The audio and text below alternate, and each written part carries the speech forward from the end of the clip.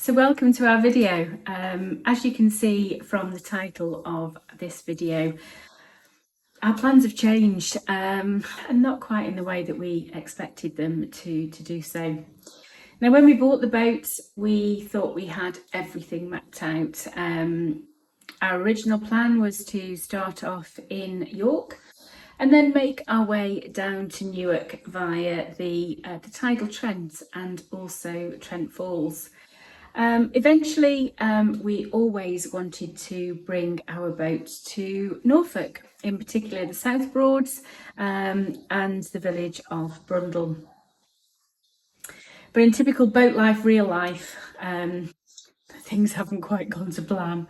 And what we thought was going to be quite a relatively straightforward plan, it just hasn't worked out at all. So here is what's changed and why. Enjoy.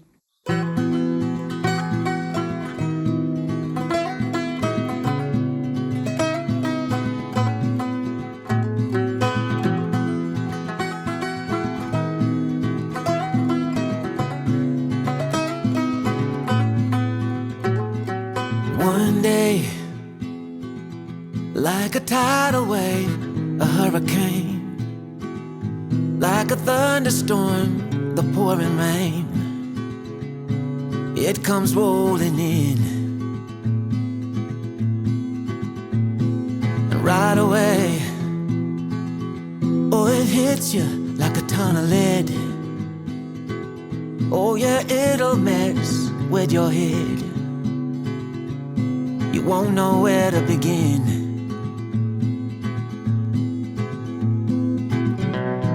You can't keep up, you fall behind.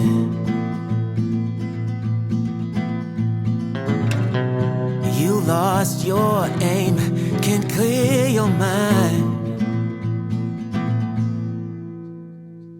Like a fire burning wild, a freight train you can't stop.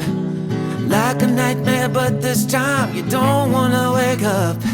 It pulls you in, it takes over. You just can't let go of the worst, best thing that's ever happened to you.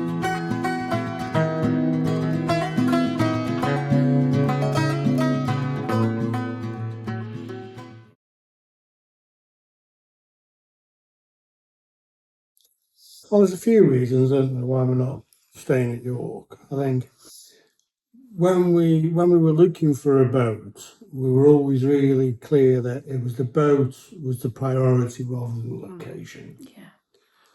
So we'd worked out what we wanted from the boat, the accommodation wise, what style of boat. And I think if anybody's done any looking for a boat, you can see that you might have one in Southampton, one in York, one in Swansea, Scotland, wherever. So our priority was always just to find the boat that we wanted and then work out from there what we're going to do. So when we found the Bugler in York, it was like, okay, well, that's where the boat is. Let's enjoy it for a little while, but then have a sort of like a plan, really. So yeah, and we really like it in York. The marina is absolutely fantastic. The facilities are superb.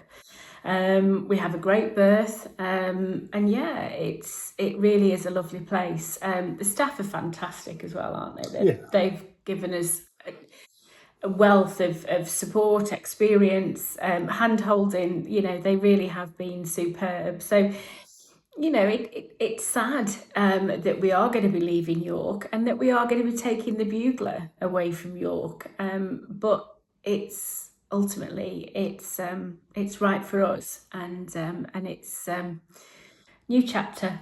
Yeah. And let's get it to the place that we want it to be. So this is always our starting point when we first put the offer in on the boat in sort of January, February time. We then sort of looked at what we were going to do to get to our end goal. Yeah.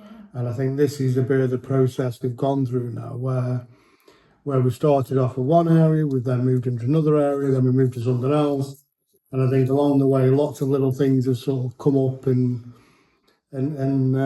surprised us in a good way, surprised us in a not a bad way. So once we knew that the boat was in York, but we weren't going to keep it in York, it was then, well, what are we going to do to get to our end goal? And the end goal being the Norfolk Broads. So it was, how do we get it to the Norfolk Broads? So we came up with a plan. And that plan was to move the boat from York down to Farndon in Newark. Obviously, we would have to do that by the tidal Trent and Trent Falls, but yeah, ultimately we thought, let's get it down to Newark. It's closer to our home. We can enjoy the boat in Newark and explore the Trent for a little while, and then we can look to getting the boat over into the South Broads in Norfolk.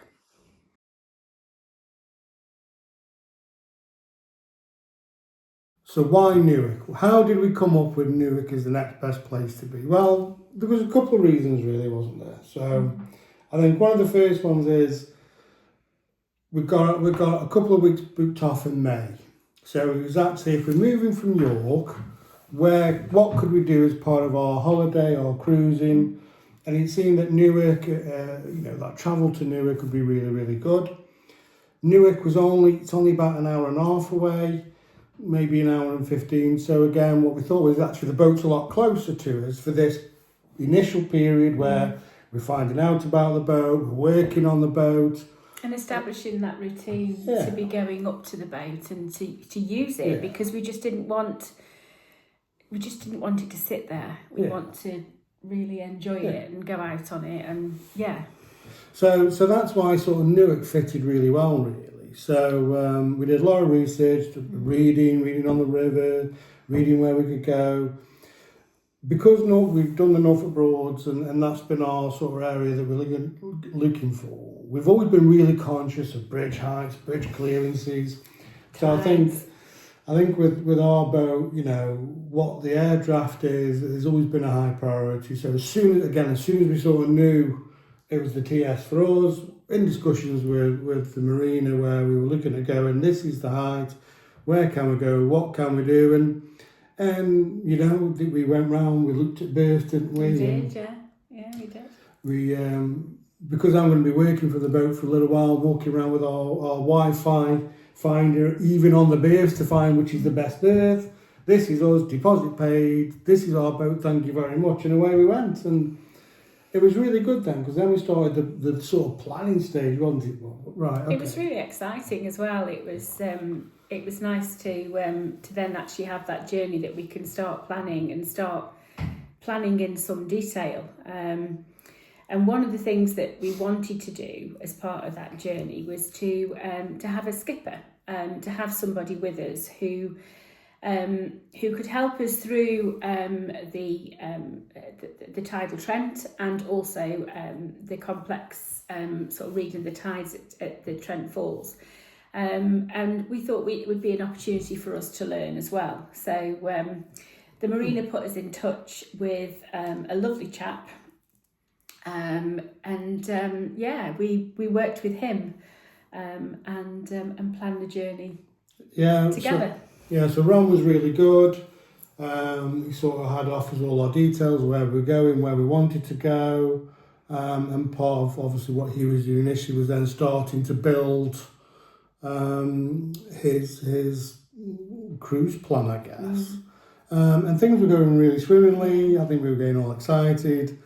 And then one morning, Ron sent us a text just saying, can I just confirm what your boat height is, what your air draft is? And currently, because the boat's got potentially a folding arch, but we're not sure quite how easy that's at the minute.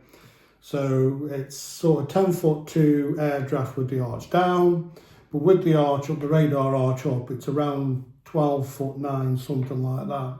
So obviously at the moment, that's the figure we give to Ron as where it was at. And then the news came back from Ron, that we won't get under Trent Bridge. which was a bit of a surprise to us, and sort of took us aback a little bit. So Ron was fairly clear that we couldn't, but did say speak to the marina, speak to Farndon, have a conversation with them, and see what they say. So Lynn took that mantle on. Mm-hmm. And I just got the answer, oh, yes, you won't fit under that bridge. And in fact, there isn't very many places that you can get to once you were down here, even if we were to squeeze under the bridge. So it was at that moment that we were just floored, because we thought that we were sorted, we thought that we'd got a plan, and we thought we knew exactly where we were going to be, and the time frame that we were working to. So that's when everything changed.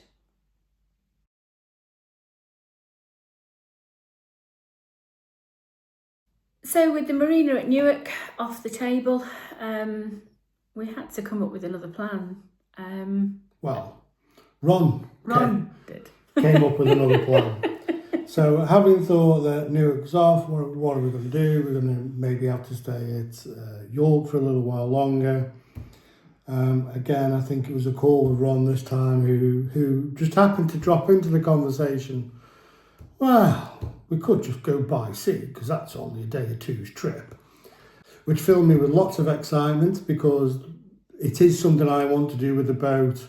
You know, that is one of my long-term plans, is to be able to get out at sea and use it properly. But we just weren't expecting so soon into our boat ownership that the thought of actually taking the boat out to sea was a possibility. It just felt just so ambitious and kind of beyond certainly our capabilities, knowledge, just everything, wasn't it? It was.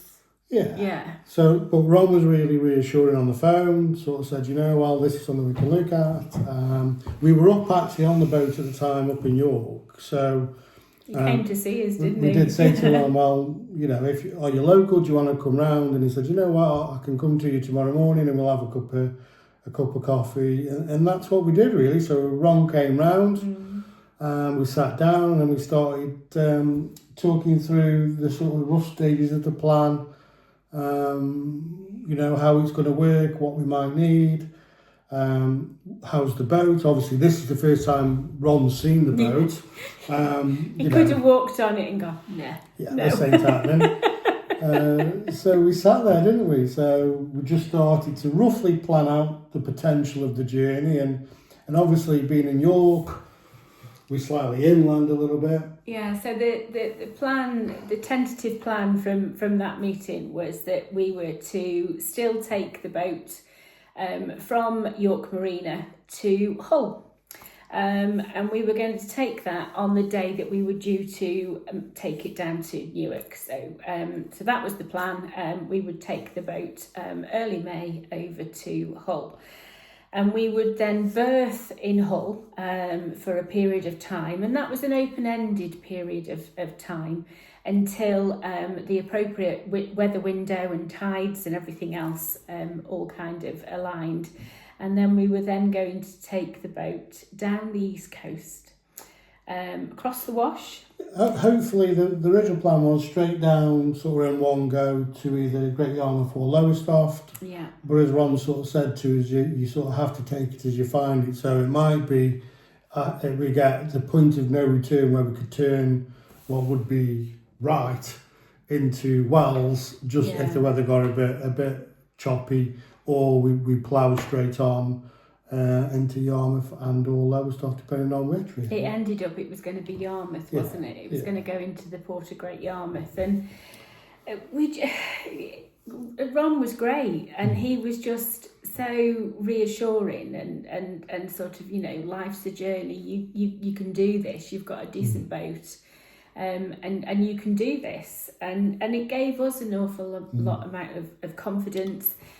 excitement on Dave's part. At this point, I was just going to drive the car. I was going to take the car down to Norfolk. I was going to let it be like the boys can do it.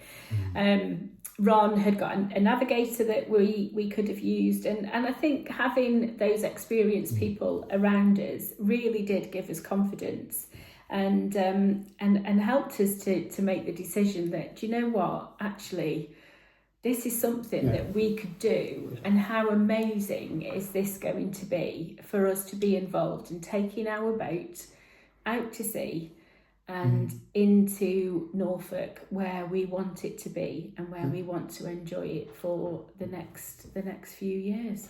So we sort of had a list of sort of actions, I guess, we just had to look at, go through, get in place, but that was it. Plan was done, plan was in place. We are, cruising, sailing from Hull to Great Yarmouth.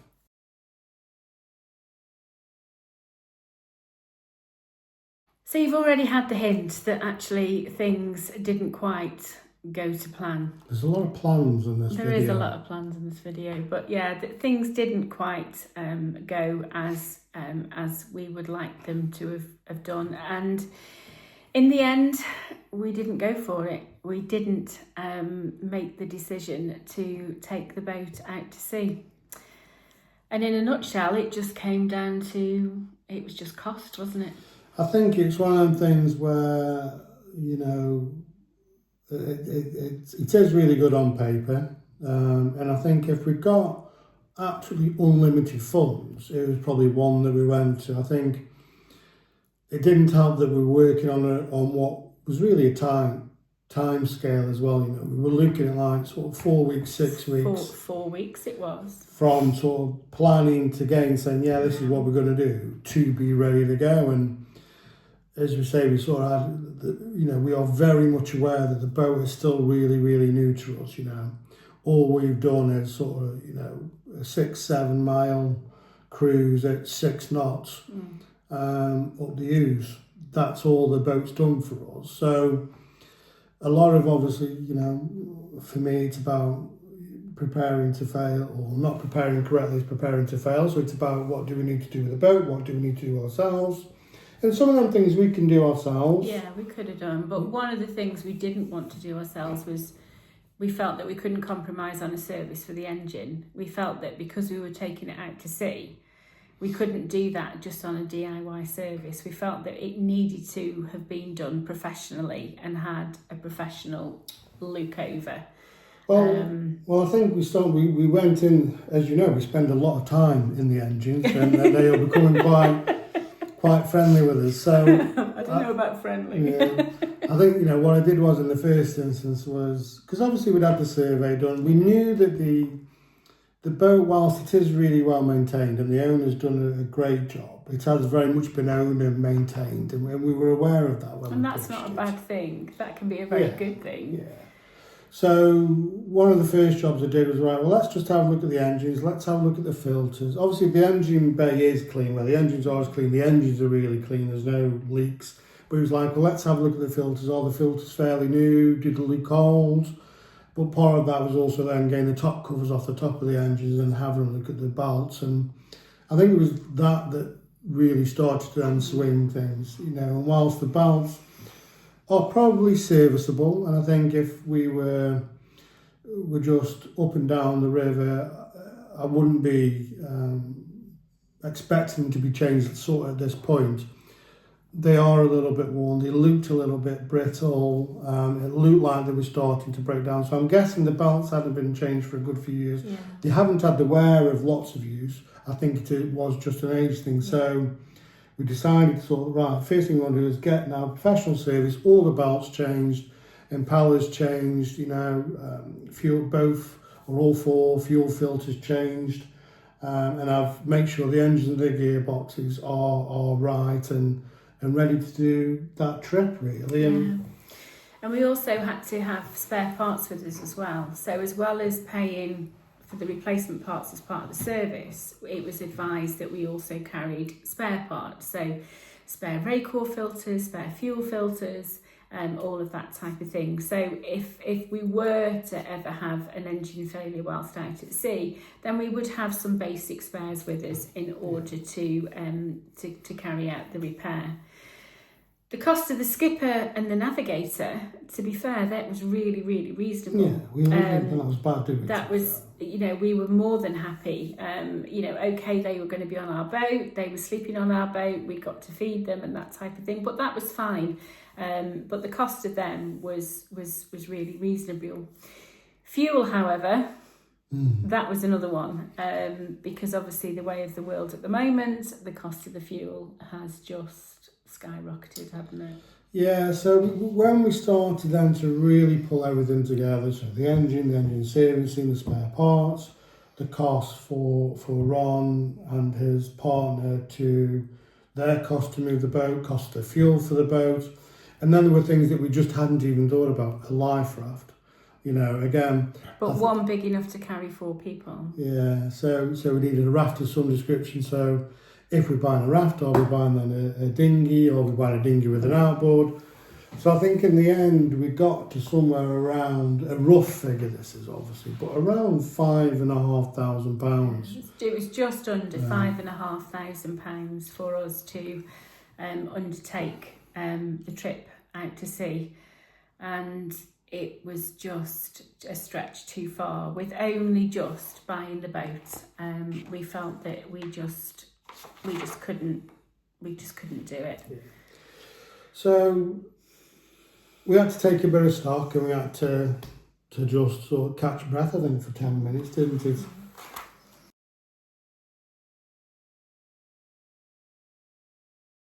So at that point we sort of worked out our final costs, so now we really had some decisions to make. Do we just take a big deep breath and go, you know what, this is what we're doing, and go for it, or do we just take a bit of a step back, really, and just think about what's right for us? Because we could have done it, we could have gone for it, but that doesn't always mean that we should. I think what we were starting to feel at the time as well was, because we'd sort of got a window of a few weeks, we felt like the momentum of things and the pace were taking over for us. So it felt like we were sort of, and nobody did, and I want to make this really clear, nobody was pushing us in to make decisions or do something we didn't. But I think because we were sort of getting wrapped up into all the excitement of it, I think a point came where we felt we were losing control of things a little bit, and actually, things we were making or being asked to make decisions that we weren't quite maybe happy with, or we didn't feel we had the time to reflect on to make them decisions, and it was just getting a bit of a snowball. And I think we just decided to get the heater out and melt that snowball a second. And I think because we're still learning as well, all of this is all very, very new to us. We've only had the boat for a very, very short period of time. And we just felt that we just didn't want to keep rushing into anything and rushing into those big decisions. So we started to talk about whether, do we just stay here now and extend our stay in York? Yeah. Do we just go, you know what, hit the brakes, let's just stay here a bit. We know the cruising is going to be limited for us until we get the confidence to do certain areas of Trent Falls. And I know there's going to be lots of people out there that say, don't worry about Trent Falls. Trent Falls is so easy. Nothing to worry about, and I guess we're scared of Neyburn Lock. Well, one of us is scared. But obviously, getting to Norfolk, that's our goal, and that's not a goal that's up for debate or has ever been in question. Yeah. That's the plan. So yeah, it was decision time really. What are we going to do? As the song says, should we stay or should we go? So a decision has been made, and we are going to the Norfolk Broads, but on the back of a lorry.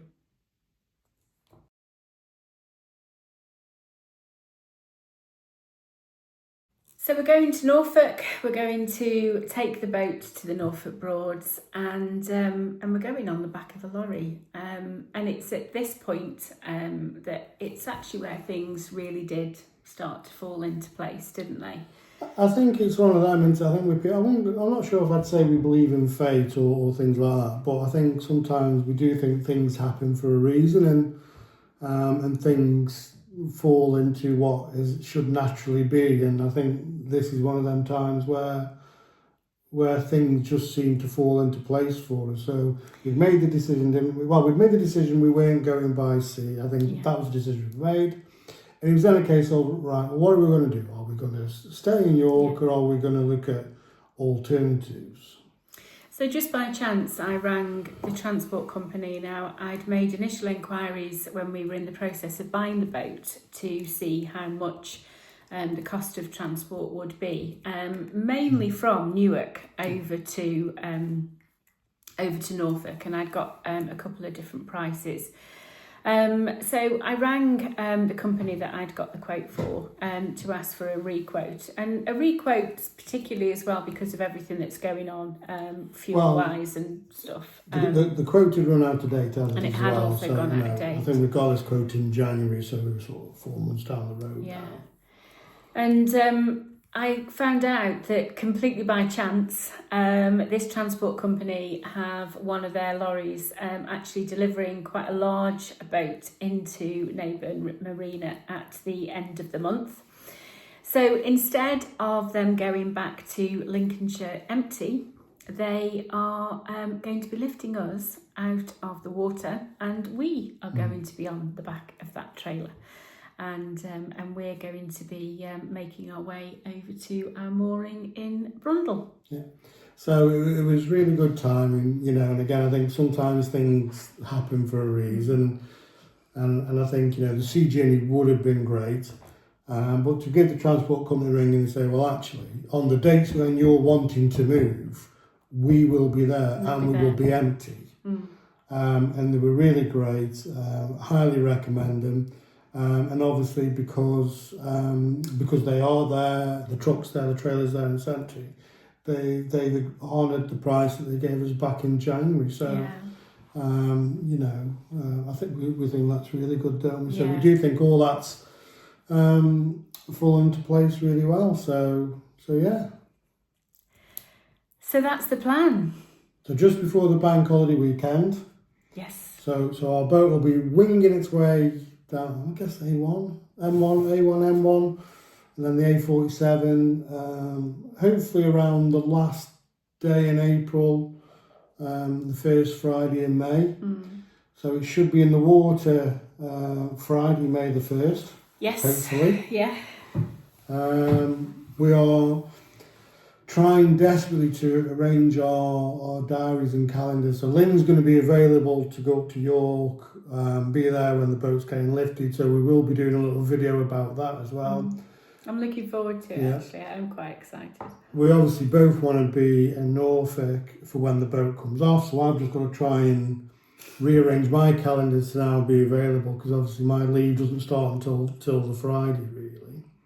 But then that bank holiday weekend, we're going to be in Norfolk, so we're going to stay on the boat, get back. I think it's really good because, again, when we were first looking for a boat, one of the things, and it's a silly little thing, Horning, the little village of Horning, has it's a charity boat show. Boat show, yeah, on Saturday the 2nd. So when we very first started looking for a boat, even last year, it was like, oh, that'd be really good to be there, and we can go and we'll have our boat, and not to be part of the show or anything, but to go and do boaty things. Yeah. So obviously with the Newark phase, all that had gone out the window. So it's going to be really good that we're now going to be able to go to the Horning Boat Show. Hopefully we're going to look to see if we can do a little video there as well, and just take you on that little trip with us. So you can see what the Horning Boat Show is like on the 2nd of May. So hopefully the weather's going to be good. We'll see. Fingers crossed.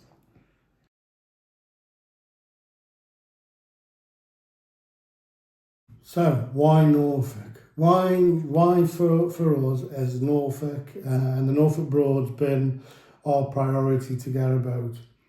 Well, I think it's for several reasons, really. I think we lived in Norfolk. We lived in a lovely little village called Potter Iron, which is literally right on the Broads. You know, we literally we were in walking distance of the river. Yeah. And we lived there for 20 odd years, so we've got friends that still live in Norfolk, and we still spend a lot of our own time in Norfolk.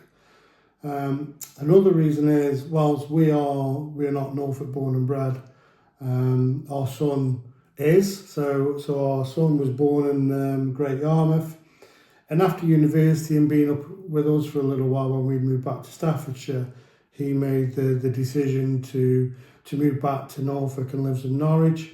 So that's another reason, really, so that we can be a little bit closer to our son, and we've got our own space, because I don't know, there's sometimes nothing worse than having overbearing parents that want to spend every other weekend in your house. So it gives them their space, gives us our space. We're not that bad. No, we're not. We're not that bad. No. We don't impose ourselves that much on our son and his partner, but it was important that we just felt that it was nice to have a space of our own, really, and that was our little bolt hole. And like Dave touched on there, you know, a lot of our friends are still in Norfolk, you know, and we miss them. We do go down to see them, but then again, you know, you're sofa surfing and you're staying, and it's just going to be nice that we're going to have our own bolt hole, our own space, in the county that we absolutely love, and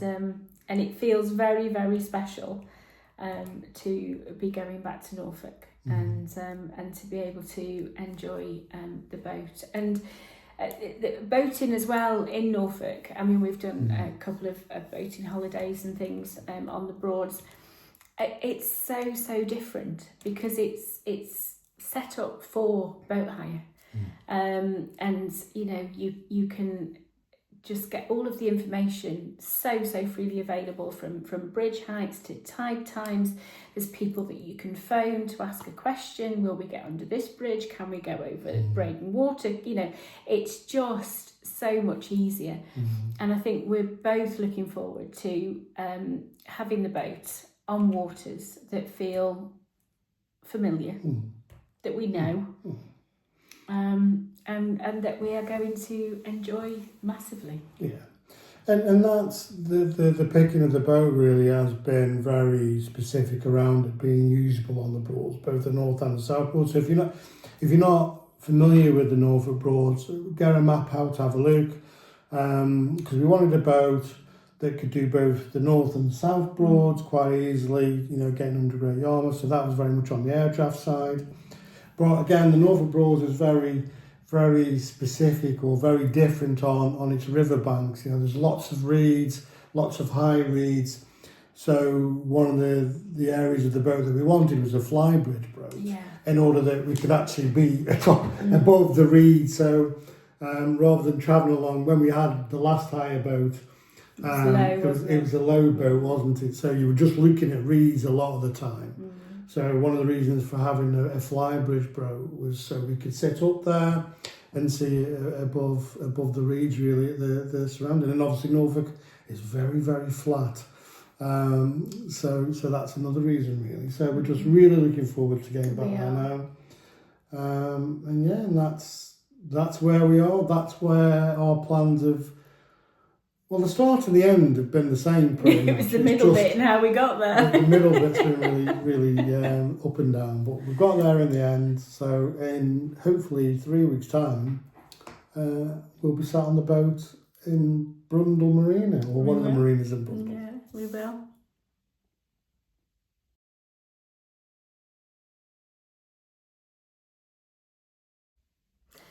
So what next? Well, Brundall. Yeah, we've got a bit to do before we can get to Brundall. So thank you for watching. Thank you for staying with us. But what next? We've got to do quite a bit of work on the boat to get her ready to be transported. So the next time we're up the boat, we are going to have a list as long as our arm of all the different things that we've got to do. We've got to take covers down, move cushions, move seats from the flybridge. We've got to work out how to get the radar arch down. Fenders have got to be stored. Fenders stored. The haulage company have been really good and give us a really comprehensive sort of list, really, of the things that we've got to look at. Tick sheet to tick off that we've done this, we've done that, we've stowed that away. That's what we'll be working through. And not this weekend, we're having a weekend off this weekend. Yeah. But yeah, next weekend we'll be at the boats. We'll be working through our list, and we will do a video for you as well, so you can follow us for the process. And then we will certainly be doing a video of getting it onto the transport and its journey back to Norfolk. But thanks again for watching, and we will see you in the next video. Thanks very much. Goodbye.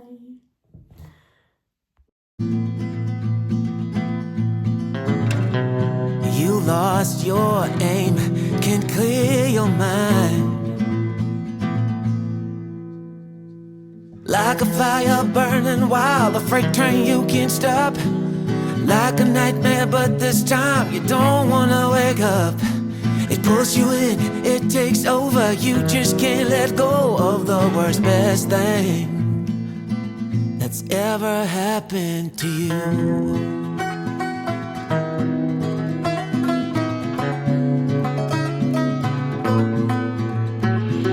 No way,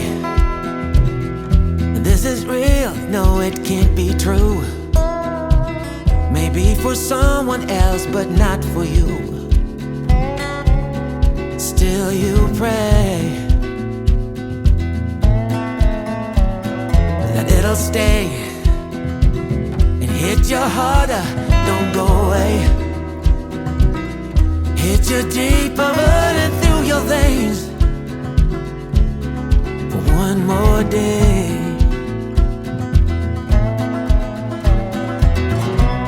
You can't keep up, you fall behind.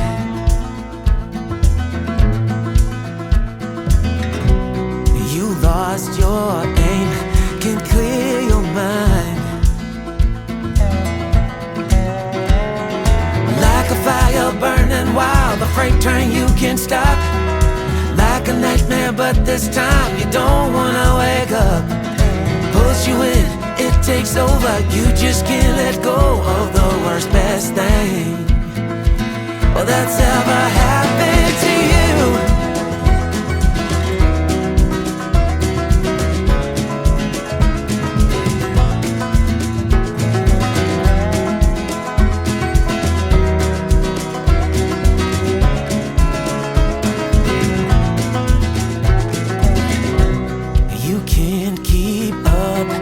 Fall behind.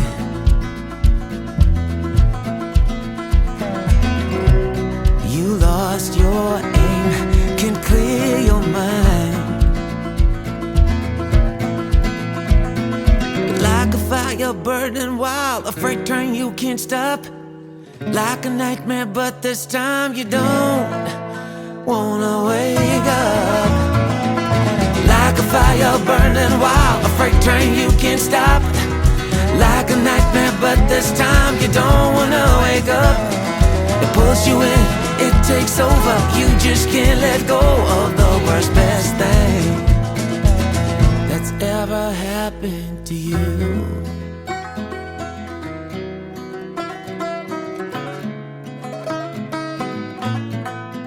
Oh, the worst, best thing